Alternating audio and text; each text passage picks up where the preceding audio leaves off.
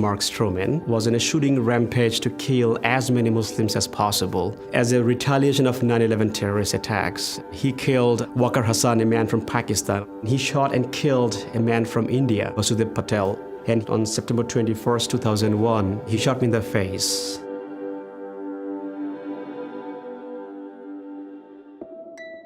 As a child, my impression about USA was it's a great country, beautiful country. I remember watching a lot of Western movies for a few dollars more, the good, bad, and the ugly. It was a dream that one day I should visit the wild, wild West and see all those things. After graduating from a military school in Bangladesh, I went to Dallas and loved it. Worked pretty hard, and within like a month, I was working as a clerk in a gas station. It gave me an opportunity to get to know the people, to learn the culture. I moved to Dallas May 2001, 3 months before the 9/11 terrorist attacks. 10 days after 9/11, I was behind the counter. A customer walked in. He was holding a double-barrel shotgun, pointing at my face. I said, "Sir, here is all the money. Please do not shoot me." And then he mumbled a question, "Where are you from?" I was confused and I said, "Excuse me?" As soon as I said, "Excuse me," he pulled the trigger. I felt it first like a million bees stinging my face. And then I heard the explosion. Frantically, I placed both palms on my head, thinking I had to keep my brain from spilling out. I felt that my time was up. Images of my mother, my father, my siblings, and my fiancé appeared one after another one. And I was begging God, do not take me today. 10 days after 9/11, Stroman went on a shooting spree. Mark Stroman, a white supremacist, wanted revenge and shot 3 clerks who he thought were Muslims. Here in America, everybody was saying, "Let's get them." 2 of his victims died. Stroman was convicted of murder and sentenced to death. I went to Hajj in 2009 with my mother.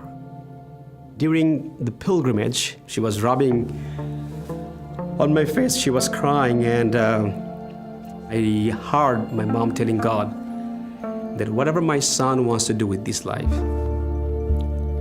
help him.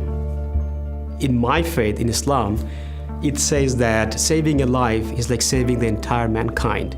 Mark Stroman has committed a heinous crime, there's no doubt about that.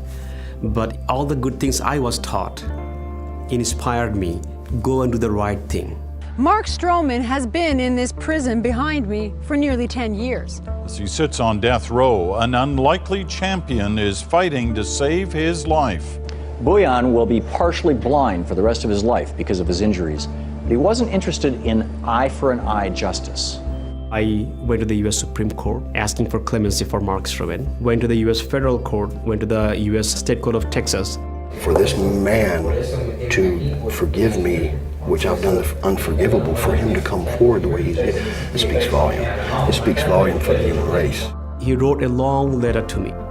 He said that my stepfather taught me some lessons that I should have never learned. I have unlearned some of them, and I'm still unlearning some of them. I don't know who your parents were, but it is obvious they are wonderful people to lead you to act this way, to forgive someone who is unforgivable. On the day he was executed, he put my name on a list of people that he would like to talk. As soon as he came on the phone, I said, "Mark, you should know that I never hated you. I forgave you." And he said, "Reyes, I love you, bro." He's the same person. 10 years back, his heart was filled with hate and ignorance. But when he came to know me, he saw me as a human being. He was able to tell me that he loved me, and he called me brother.